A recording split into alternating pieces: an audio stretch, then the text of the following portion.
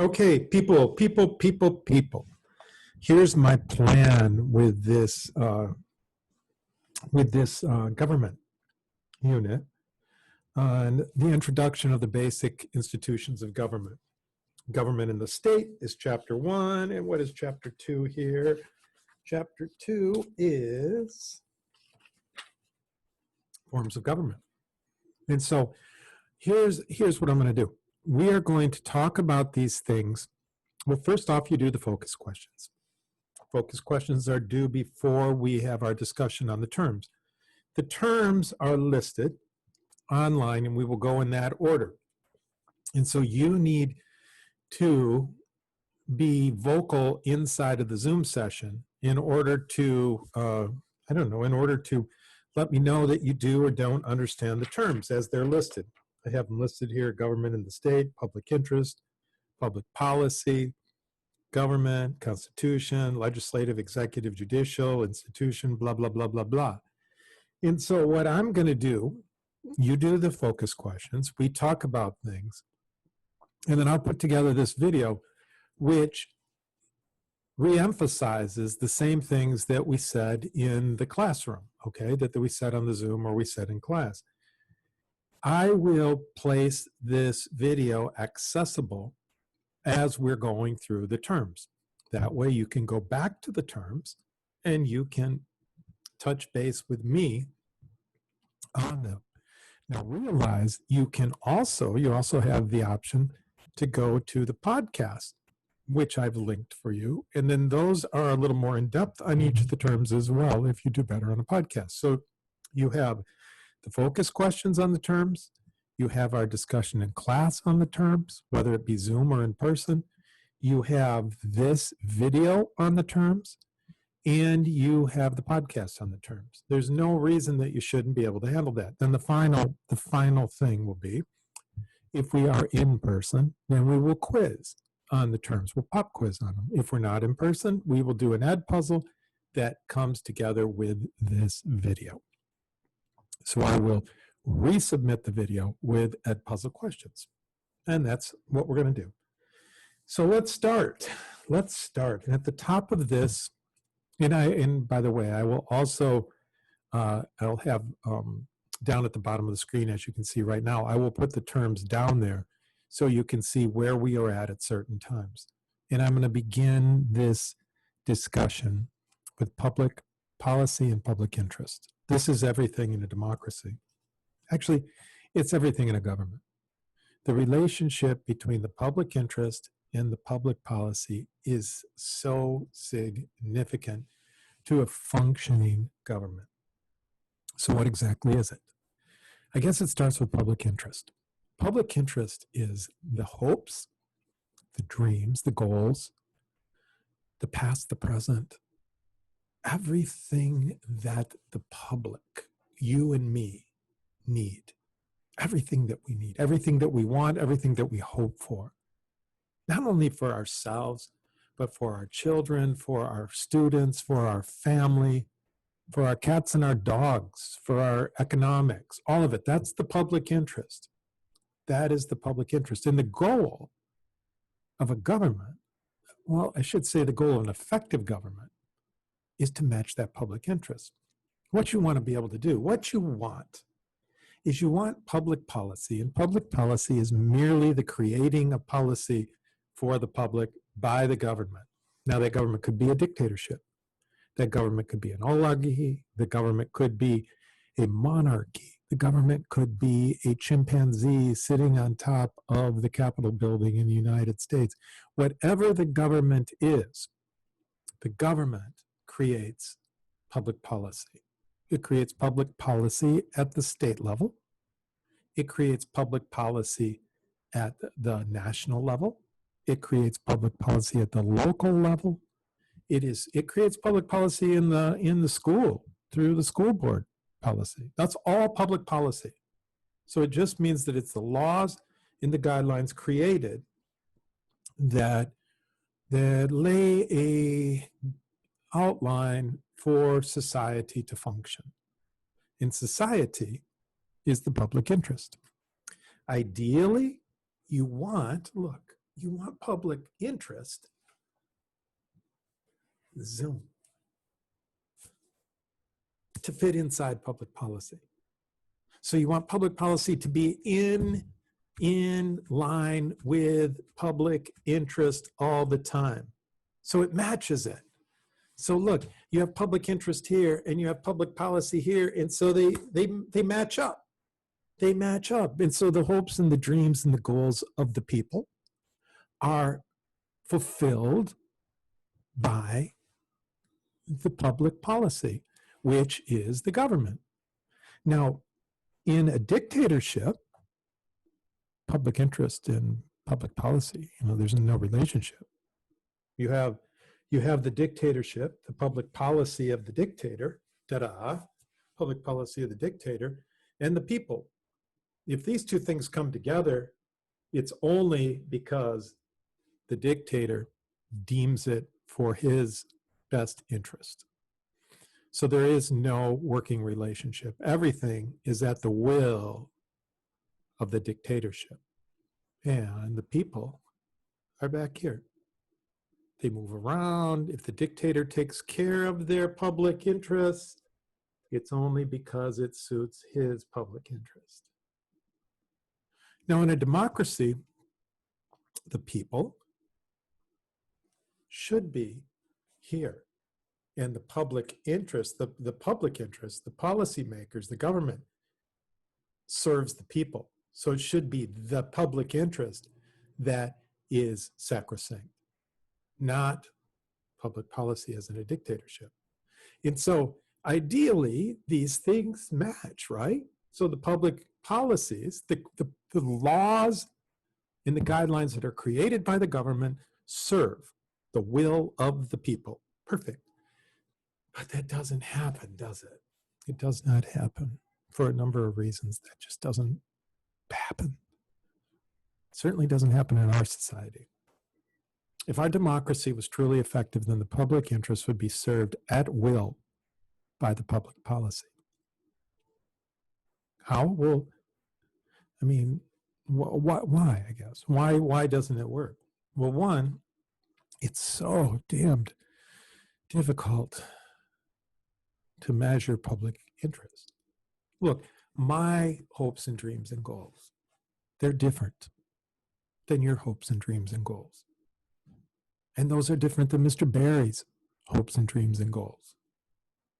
And President Trump's hopes and dreams and goals are certainly different than Hillary Clinton's or Joe Biden's hopes and dreams and goals. We all have different hopes and dreams and goals. We're not the same person. That's one reason why it's even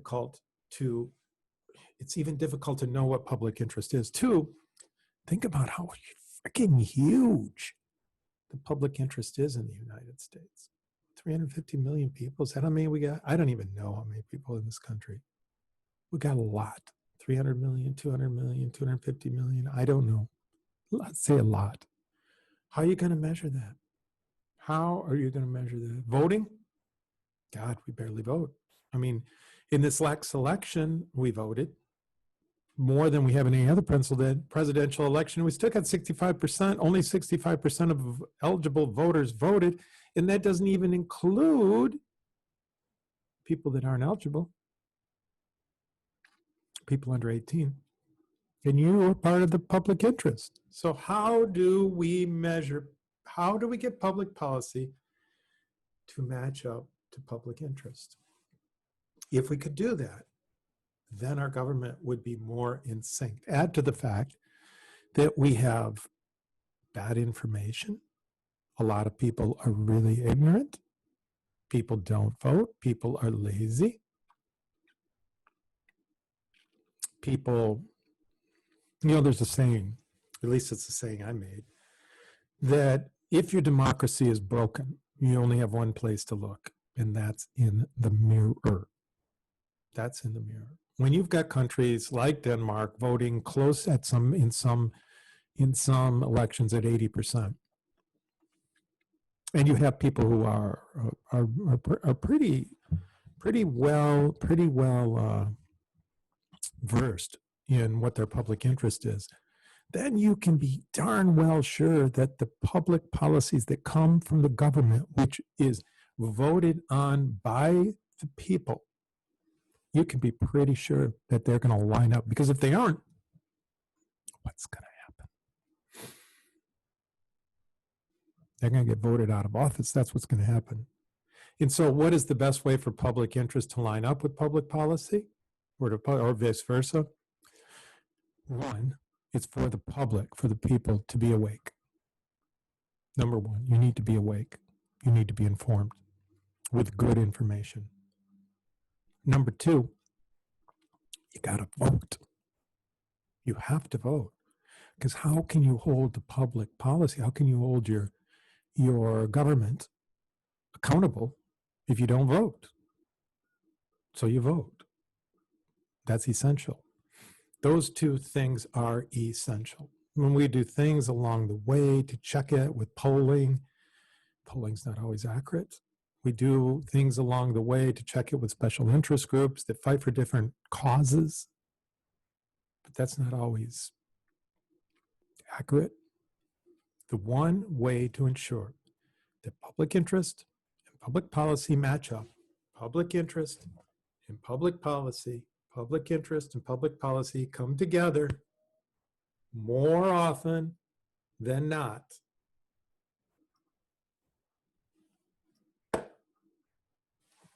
is by being informed and then asserting yourself as an American citizen in holding public policy, the public elected officials, and the laws that they create accountable to your needs and wants and hopes and dreams. There you go. On all of this stuff that we're doing, all of this, government in the state, different kinds of governments, that's the most important thing. That is the most vital relationship, public policy and public interest. So I hope you understand that as we move on to step number 2, or 3 it would be. And that would be governments. What are governments? Well, your textbook says governments are, quote, the institution through which a society makes and enforces its public policies. Government is made up of those people who exercise its powers, those who have authority and control over people. Now, we're in section 2, we're going to look at the different kinds of governments. Some governments are legitimately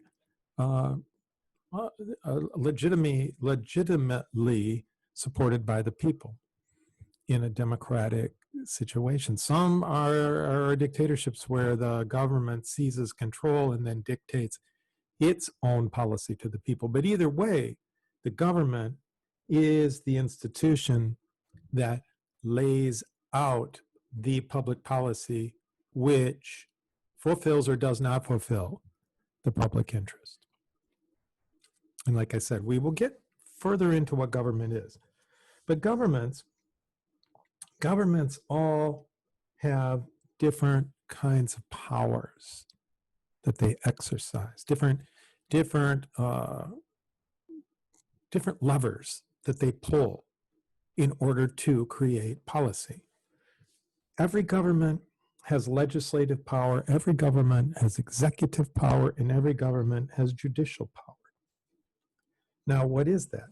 Okay. Legislative power is making law. And so in the United States, according to the U.S. Constitution, it's Congress that makes law. I mean, that is the old Billy went to Congress bill where legislative power goes through the motions and creates law with the House of Representatives and the Senate, and they come together in bipartisan fashion and hug one another and work together and come up with a law. But we all know how that works today. So a dictatorship makes law, okay? Might not be with the will of the people. A democracy makes law. It might not be as effective as we'd like it to be, but it does have legislative power. It also has executive power, okay? So executive power would be action. It is the ability, the power to execute the law.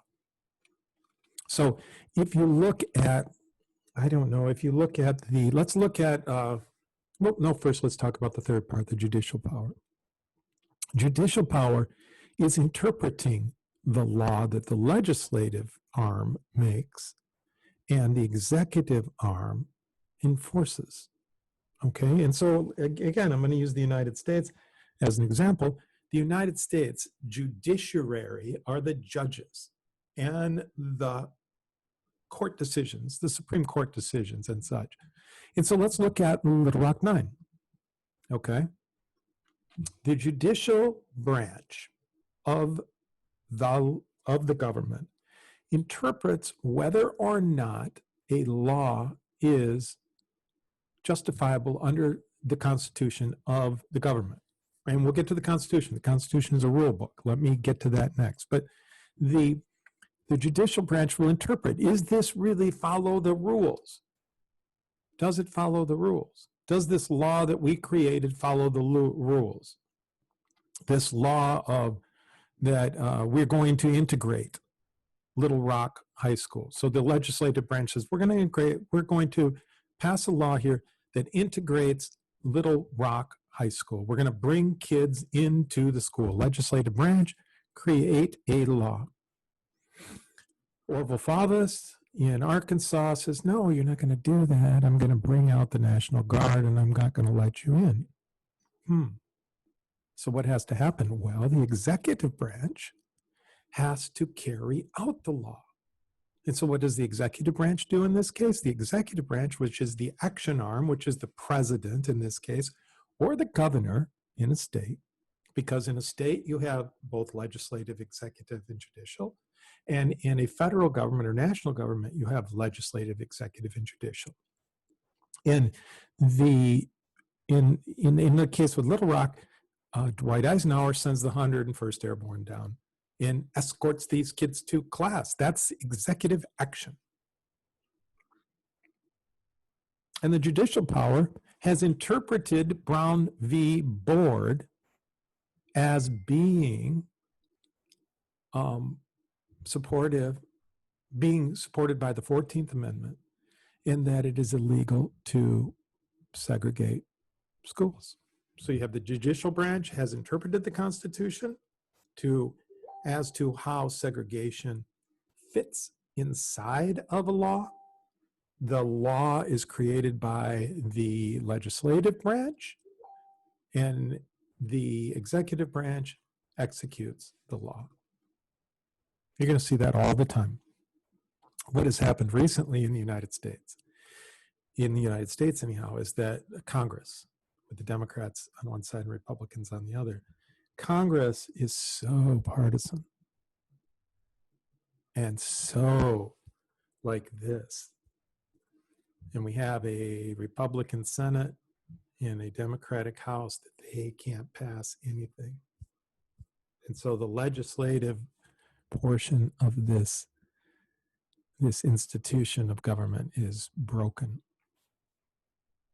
And so what is happening is the president under Donald Trump, some under Bush, more under Obama, but a ton under Trump, just issues executive action, executive action, executive action, executive action, which isn't really long-lasting law. It is only for the time that the president is in office. It still has to be legal under the Constitution, and that's why a lot of these executive actions that Donald Trump brought to bear were declared unconstitutional by the Supreme Court. Donald Trump has thrown these institutions into an enormous blender, and our whole institutions of government have been really shook to their core by this presidency. So there you go. You have the relationship then between public policy, public interest, what government is, legislative, judicial, and executive power. Those are our first 1, 2, 3, 4, 5, 6 terms. Boom. How's that? Okay, onward. I want to talk a little bit about what institutions are. Institutions are so important.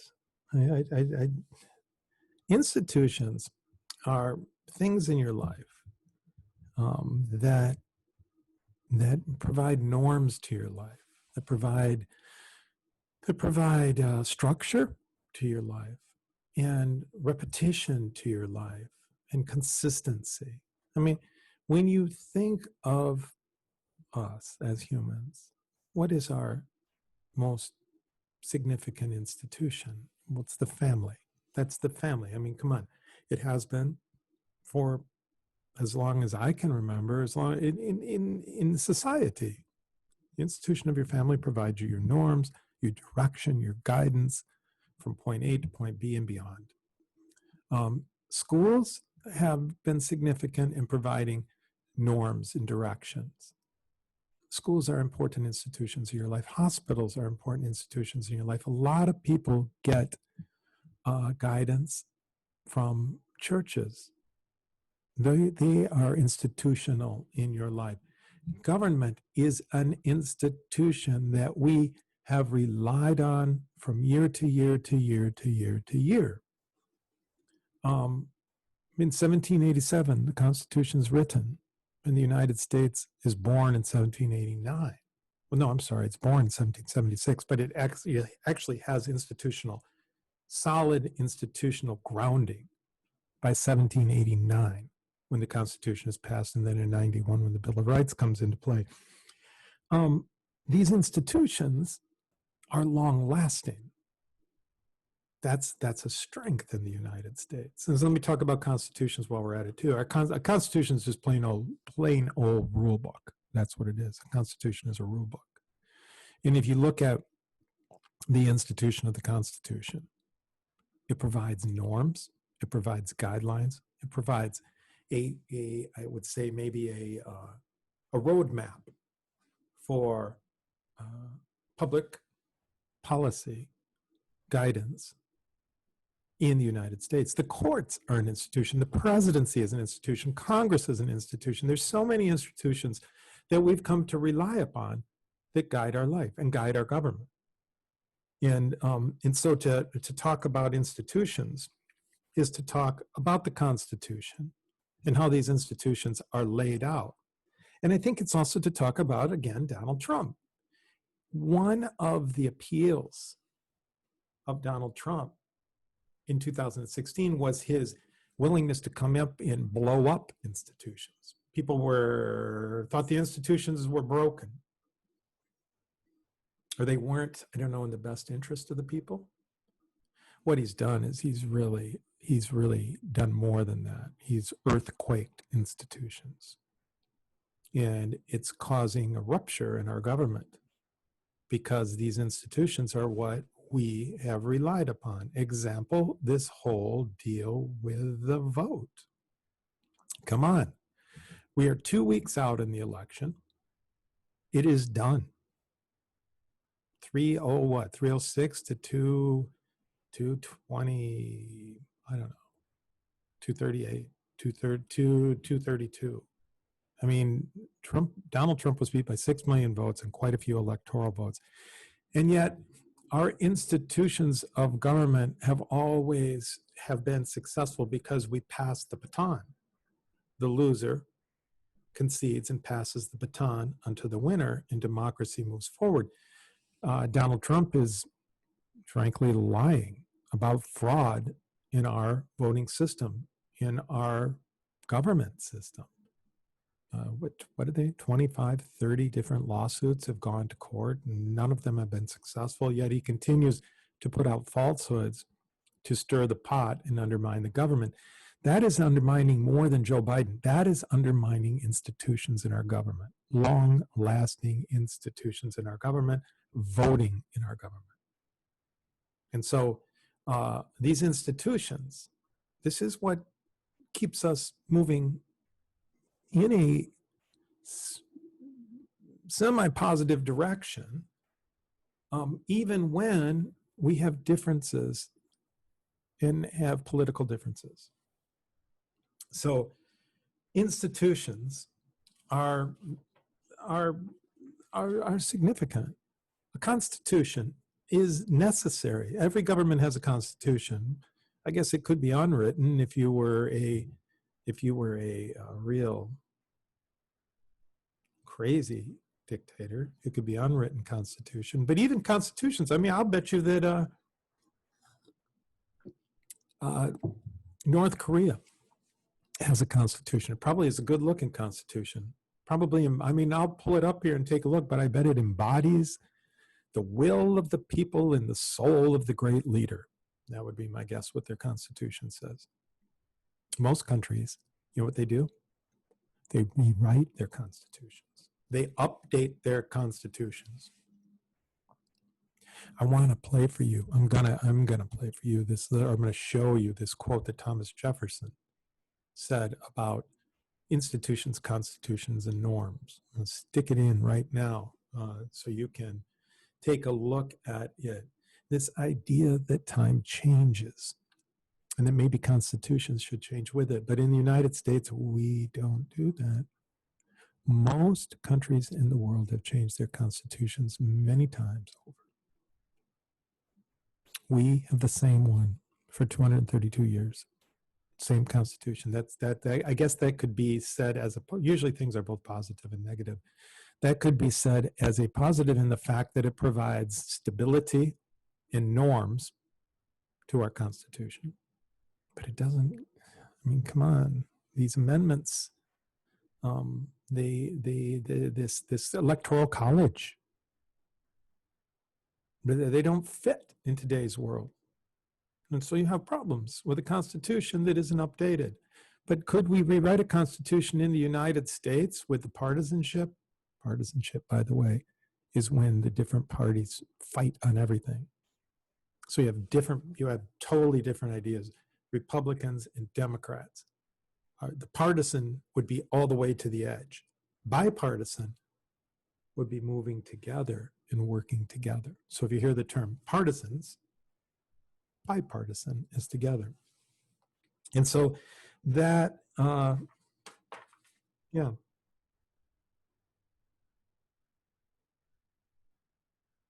Dictatorship and democracy, I talked about both of those. You know what those are.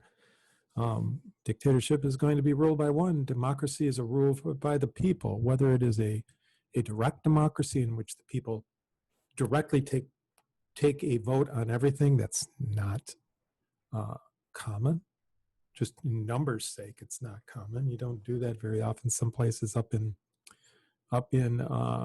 New England still have more of a direct democracy, or a republic in which you elect people who serve your will. And that's what the United States is. But they're both democracies, so don't get hung up on those terms. Politics. What are politics? Politics is simple. Okay, here you go from your text. What did Aristotle mean by political? That is to say, oh, wait a second. Let's start over. The earliest known evidence of government date from ancient Egypt. More than 2,300 years ago, the Greek philosopher Aristotle observed that man is by nature a political animal. As he wrote these words, Aristotle was on the recording a fact that even then they had been obvious for thousands of years. What did Aristotle mean by political? That is, what is political? What is politics? Although people often equate the two, politics and government are very different things. Politics is a process, while government is an institution. More specifically, politics is the process by which society decides how power and resources are to be distributed within that society. Politics decides who will reap the benefits and who will pay the cost of public policies. The word politics is sometimes used in a way that suggests that it is immoral or something to be avoided. But again, politics is a process. The means by which government is conducted, it is neither good nor bad, but is necessary. Indeed, it is impossible to conceive of a government without politics. So what it's saying is politics is the process of the government. So politics is the coming together or the staying apart in fulfilling the institutions of government. It's either the partisanship, that's the political partisanship of the Democrats and the Republicans today in the United States, or bipartisanship when the parties work together and make public policy that benefits both Democrats and Republicans. Yeah, there we go. That's good. That's good.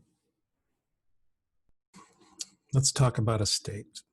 Let's talk about the properties of a state. Let's talk about what a state is. Let's talk about what a state is not.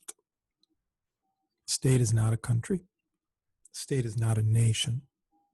A state is not a province of a state. A state, by definition, is a body of people living in defined territory, organized politically, and with the power to make and enforce law without the consent of any other higher authority. There are more than 190 states in the world. These states, I think, almost are all of the states in the United Nations. I think they're all represented in the United Nations. Even North Korea is represented in the United Nations, I believe. Could be wrong. So the idea of a state is that it has these properties. It has these properties of population, territory, government, and sovereignty.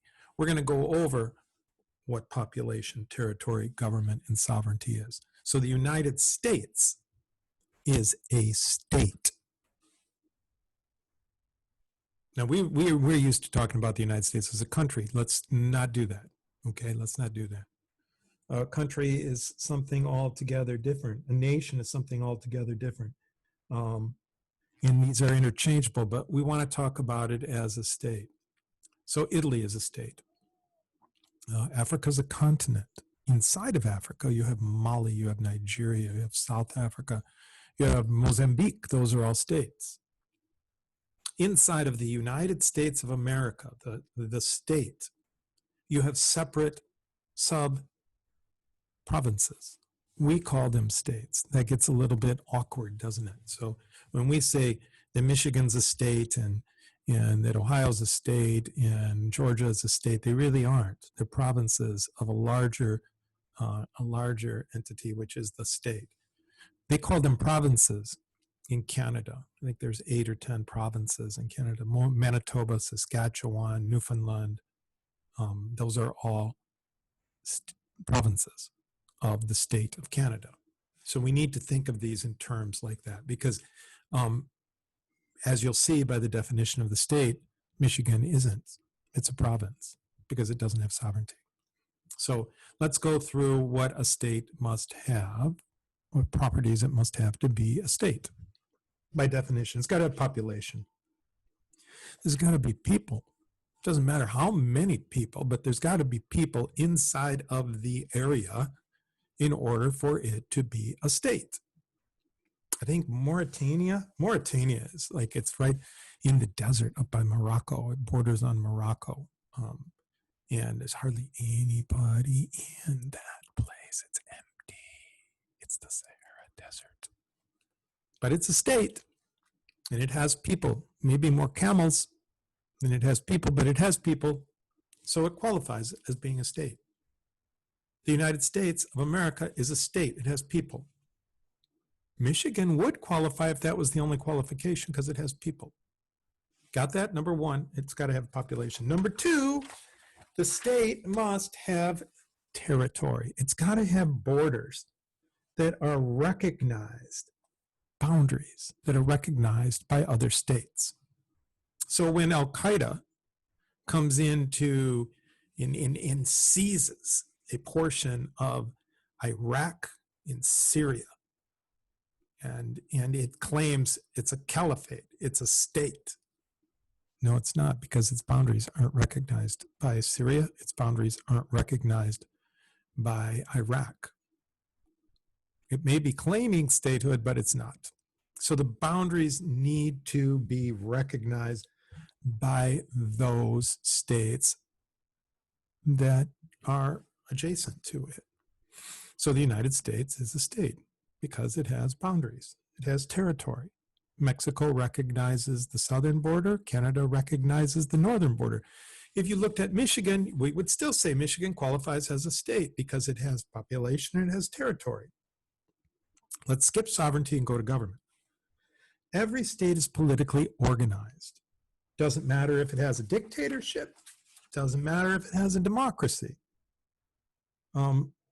Government is necessary for politics to shape the public policy in the government that comes out of the state. So North Korea has a government.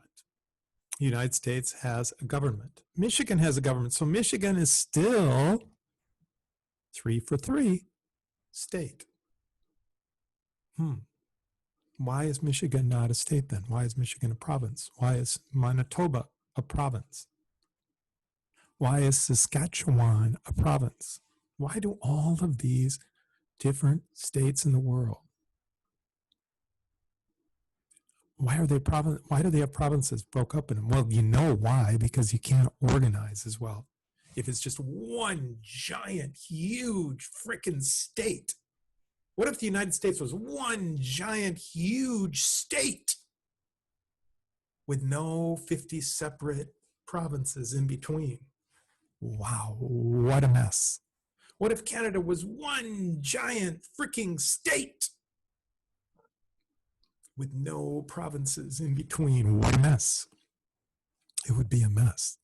And so these large, what about, for God's sakes, what about Russia? It has 14 time zones. It's got to have provinces inside in order to organize itself. And so what then? So each of these provinces, they have population, they have territory, and they have a government. So what keeps them from being states? What keeps them from being states is they are not sovereign. This term sovereignty, oh man, this is probably more important than any term that we are going to go over in government. Sovereignty. You need to make sure you know what this term means. Sovereignty. I'll start by reading you the definition. Every state is sovereign. It has supreme and absolute power within its own territory. It can decide its own foreign policy and domestic policy. It is neither subordinate or responsible to any other authority. Thus, as a sovereign state, the United States and Canada and North Korea and Mali and Nigeria and Paraguay can determine their own form of government. Like any other state in the world, it can frame an economic system, shape its own foreign policy. Sovereignty is one of the characteristics that designates the state from all other lesser political units. The state within the United States, the provinces of Canada, are not states in an international legal sense. Each state is subordinate to the Constitution of the United States, and in Canada's situation, the Constitution of the state of Canada. So Michigan is not a state because it's not sovereign. Michigan is subordinate to a higher authority, the Constitution of the United States, which lays out the doctrine for the United States of America. So Michigan is subordinate to the Constitution. Michigan is, I would say, the province of Manitoba, British Columbia, is subordinate to the Canadian Constitution, which is the embodiment of the will of the people of Canada. And so when we think of, when you got to start to now not think of these 50 provinces of the US as states, those are provinces. They're called provinces in Canada. They are provinces in the United States. The United States of America is a state. And so this sovereignty thing, this is really, really what it's all about, isn't it? Think about sovereignty in your own life. You're not, there's so many places where you're not sovereign, especially at your age. You got rules everywhere. From the minute you pop out of mama, you got rules, baby. You got rules at home. You got rules at school. You got rules at work. You got rules on the football team, the basketball team, the volleyball team, the cheerleading team, the chess club, the robot club, every club. You got rules, rules, rules coming out of your ears. You're not sovereign. There is one place where you are sovereign. We all are sovereign. In our brains, we have sovereignty. In our brains, between our ears. Thomas Jefferson said, free will, the freedom of religion and the freedom of expression to think. Religion plus expression equals free will. And the government has no business limiting your free will, that your free will is in your head, and the government has no business there. None. Free expression plus the right to worship. The right to worship any being that you want to worship. If I want to worship this freaking coffee cup, I can worship this coffee cup. And that right to worship that coffee cup is mine. It's my sovereignty inside my brain. My expression is my sovereignty. So you have expression, you have sovereignty inside your head. A lot of your life is dictated to you, but not inside your head. That is yours. Keep it that way. And fight for sovereignty in your brain. Oh. So, that is what a state is. Now, how is a state comprised? Where does a state come from? What focuses our state, our style of state, our state, a democratic state? How does that come about? Well, throughout history, there are certain guidelines that are laid out. Origins of states. There's a force theory of state. There's an evolutionary theory of state. There's the divine right theory of state. There's a social contract theory of state. We are a social contract theory of state. And we'll get to that when we talk about Thomas Hobbes and John Locke here in a minute. But let's talk first about, these other ones. Force theory, that's pretty simple, isn't it? Might makes right. A person with a small group of strong men come in and take control over an area. Boom. They are the government. They control the state. They have a border. They create the Constitution. They create the body politique. Force theory of state. Dictatorships, all of history have come out of a force theory of state. Still do. The evolutionary theory of state is different. The evolutionary theory of state. When I did my sabbatical at Western Michigan, got my master's in political science. I love that. I met a lot of people from different countries on Fulbright scholarships. I met this series, 3 Pakistanis. They were really cool people. They were really cool. One of them's name was Khan. And Khan he lived up in the area where the Taliban controlled the area, up in Peshawar, I think it was. Peshawar. And he taught, of all things, he taught gender study at a college up there. I mean, oh my God, they lived in clans. They lived in clans. Khan lived in a clan. He lived in a freaking clan. And so it was kind of when you think about the Native Americans. And so here's this guy, smarter than hell, really, really, really smart. Nice guy, good guy. My mom loved him. My dad loved him. Everybody loved Khan. He came to our house for Thanksgiving. He was a great guy. He's a smart guy. And he lives a dangerous life because he is a proponent of free will, free speech, democracy in a land of the Taliban. And so they lived in this clan, this big old clan, and they had all of these separate houses under what was this one big clan. So They had, like, they were separate within the clan. They had separate homes, but they were all together. They all shared. And so his brothers were his sons, were his children's uncles, like ours, but they lived under the same roof, under a big roof. They lived under the roof, and they shared together, and the women shared together, and the men shared together, and the children shared together, and they shared responsibility. They shared duties. They shared love. This was a true commune in a way. Well, that was one of the hardest things that Khan had when he came to the United States. Like, he really struggled. He would say to me, "You guys are all alone. Why do you live by yourself? Why don't you live with your parents? Why don't your parents live with their parents and with other parents? Why do you only have 3 kids in the family?"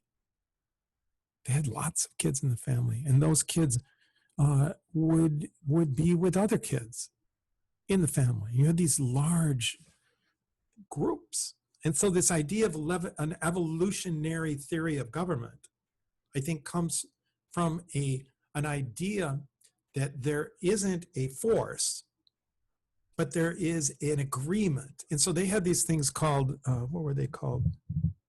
It was a group that would come together, and they would meet, and they would have representatives from the families would come together, and they would talk through decisions for the families, for the group. And Khan was a representative in that. Usually, lots of times, it was based on seniority. There'd be older people that would be listened to often. But Khan was a really smart, well-educated, and respected man in the community. So he was part of this group of people that made decisions.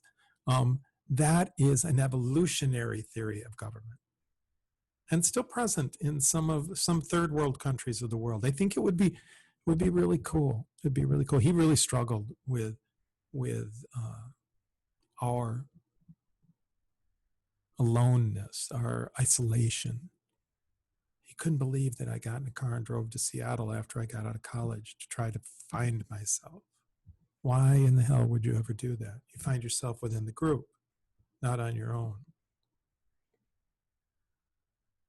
The third kind of government is divine right theory. That is a king chosen by God. God has made me king to rule over you. I know what's best for you. I am the king by divine right. The Almighty has made me king. You are my subject. I will take care of you. This one, wow, you really got to go a ways to figure this out. In the 1700s, this is what most of the 1700s, this is what most European countries were. You know, the King of Spain, King of France, King of England, King of Russia, the Tsar of Russia, the different kings in Germany, in the different states that were ruling with the will of the people under divine right.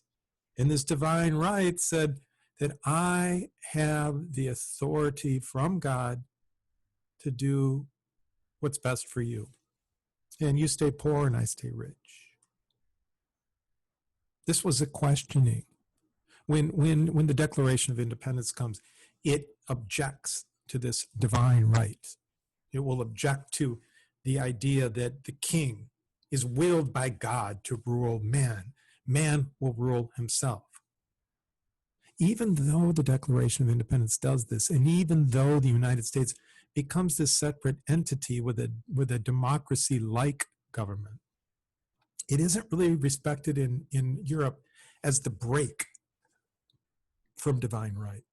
The French Revolution, which comes in 1789, a few years later, is considered the break from divine right theory, because this was the time of the guillotine. This is the time when the French chopped off the head of the king and the queen. And they took it and they held it up to the crowd, and the crowd screamed, and they threw it into the air, and it spun in the air and landed in the basket of the poor people. They say that your eyeballs, I've heard that like for 12 seconds or 13 seconds, that you still have some kind of nerve working. So I don't know what happens if you chop your head off and it goes up in the crowd if your eyeballs are seeing all that stuff. But you can't talk about it because your head's chopped off. And when you chop off the head of the king and queen, you have ended the idea of divine right theory, because you're saying that we're chopping off the head of God. That was the beginning of the end of the divine right theory of government. That will keep going through time, and then that's when the Soviets, when the communists cut up the Tsar, who was also divine right from God. They chopped the Tsar into little pieces, and the Tsarina and all of the little Tsarettes, and they pour acid on their bones and they throw them in a well up in the Ural Mountains. That's the end of divine right theory. You can't very well have divine right theory when you're cutting off the head of God's person on earth. So those are three origins of government. And then you have the social contract theory. The social contract theory, in terms of the American political system, the most significant of these theories is the social contract. Hobbes wrote, Thomas Hobbes, John Locke, Jean-Jacques Rousseau. These are Enlightenment thinkers. I'm going to play a little video for you. I love this little video about the Enlightenment. I want you to watch this little video about the Enlightenment. I will link it right here and now, this little video about the Enlightenment, because the Enlightenment and this new look at the world, the Renaissance, the Renaissance, all of this started to get people to look at everything in a different light. See, in the Dark Ages, in the Middle Ages, Europe was God-centered. God was the center of everything. I mean, your life was horrible, and what did you do? You struggled on earth just to get to the end so you could go to heaven. Ugh. That sounds boring. And then all of a sudden, kapow! You've got the Enlightenment. You've got the Renaissance. Man discovers man. Man discovers man. The David. Are you kidding me? The David? Michelangelo's The David that sits in the Uffizi in Florence is the epitome of the celebration of man, the celebration of the spirit of man, the body of man, the mind of man. Man was the center of the universe. Man on earth was the center of thought. God was there, and oftentimes God was used as a prop. I mean, think of all of the art of the Renaissance. It was these recreations of Jesus and Mary and David and all of these others, but it was the celebration of the coming out of man. And so this sculpture of David, this beautiful sculpture of David. If you look at the veins on the hands, in his eyes, in his neck turn, looking into the distance, looking forward, in the muscles in his arms and his legs, and he's naked. He's standing there naked. All his naughty bits are out. This was man and the celebration of man. And so this idea of the Renaissance, which is painting and art and sculpture, because painting and art and sculpture shapes society, leads to the Enlightenment. Well, the Enlightenment, bing, is a light bulb that pops on thinkers, deep thinkers like Voltaire, deep thinkers like Rousseau, deep thinkers like Hobbes, deep thinkers like John Locke. And these guys are going to look at government in a different way. To hell with the king, off with his head. Man is the center of government, not the king. The king is not ordained by God. No, sorry, can't be. Hobbes wrote that in earliest history, humans lived in an unbridled freedom in a state of nature in which no government existed, and that people could have everything they wanted on their own. No authority, no nothing. But you know what? When you have no nothing, you have no protection. You can run around in the orchards and pull apples off the tree. You can dash here and dash there and do as you wish and what you want to do. You can do whatever you want to do. You can run around naked and flap your wings. You can do whatever you do until a bear comes up and bites you in the rear end and drags you off into the woods and eats you. Or somebody comes by and hits you over the head with a hammer and then takes your apples. And so what a social contract says is, look here, look, we're going to give up a little. Because by nature, man, Hobbes said, is evil. And what you need to do is you need to organize and you need to protect. And so you're going to give up some of that sovereignty that you have. You're going to limit your sovereignty for protection. Social contract. You're going to make a contract with each other. Everybody's going to make a contract. This is my contract. I will give a little of my apples up so that you can help protect me. I will put a loincloth on and run around with something around my naughty bits so that you will be okay with that. We will not just be free in nature doing whatever we want. We will be limited. We will limit our freedoms in order to find safety, in order to find togetherness, social togetherness, that that the sum of us individually is less than the sum of us as a whole. And so this social contract is we're going to give up something to get something. And at the core of this is a guy named John Locke. John Locke. Okay, Mr. Locke, if you go to page 11 and you look, he's got great hair. You see that hair?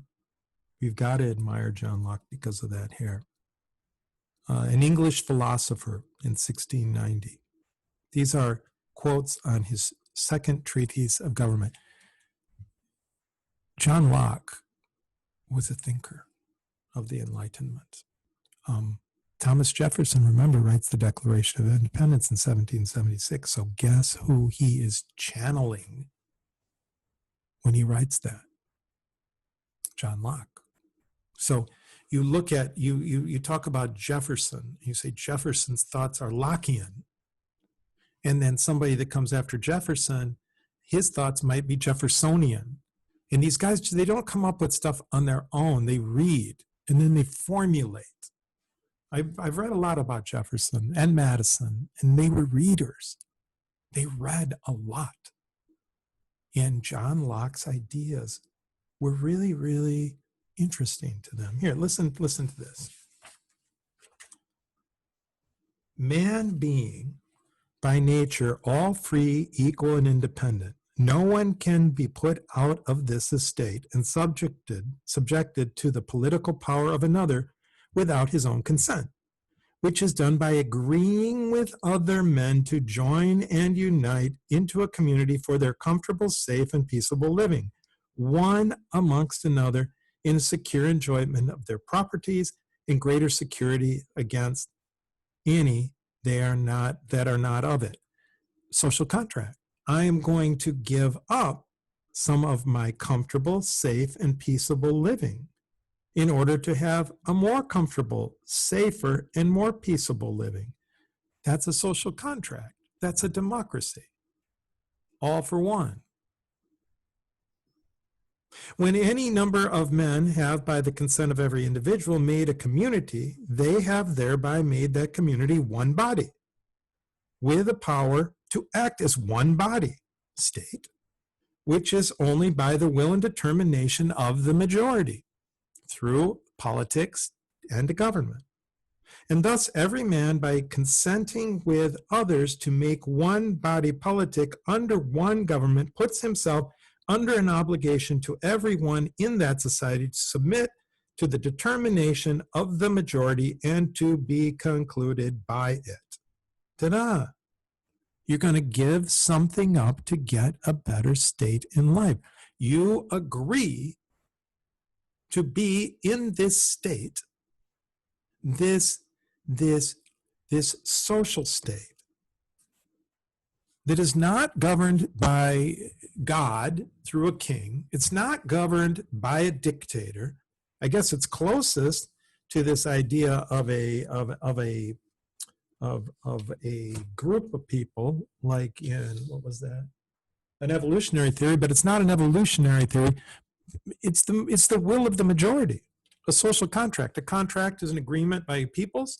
That contract is the will of the people, as written out in a constitution, as come to a decision through politics in a government, as creating public policy to match the public interest of the people. In the ideas of John Locke, this life, liberty, and property. He says this a lot, life, liberty, and property. If man in the state of nature be absolute lord of his own person and possession, equal to the greatest and subject to nobody, why will he part with his freedom, this empire, and subject himself to the dominion and the control of any other power? It is obvious to answer that though in the state of nature he hath such a right, yet the enjoyment of it is uncertain and constantly exposed to the invasion of others. For all being kings as much as he, every man is equal.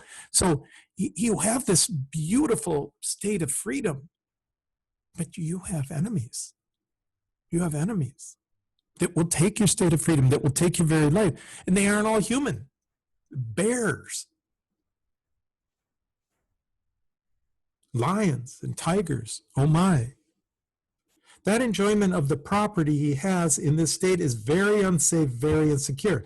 This makes him willing to quit this condition, which, however free, is full of fears and continual dangers, and it is not without reason that he seeks out and is willing to join in society with others for the mutual preservation of their lives, their liberties, and estates, which I call by the general name property. And so when Thomas Jefferson, who is the main author of the Declaration of Independence, talks and channels Locke into this, he talks about life, liberty, and the pursuit of happiness, that to secure these rights, governments are instituted among men, deriving their just powers from the consent of the governed.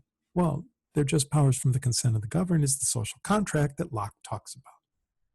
And so this idea of democracy is an outgrowth of the social contract, which is the fourth route for the formation of a state. Oh, all this cool stuff, huh?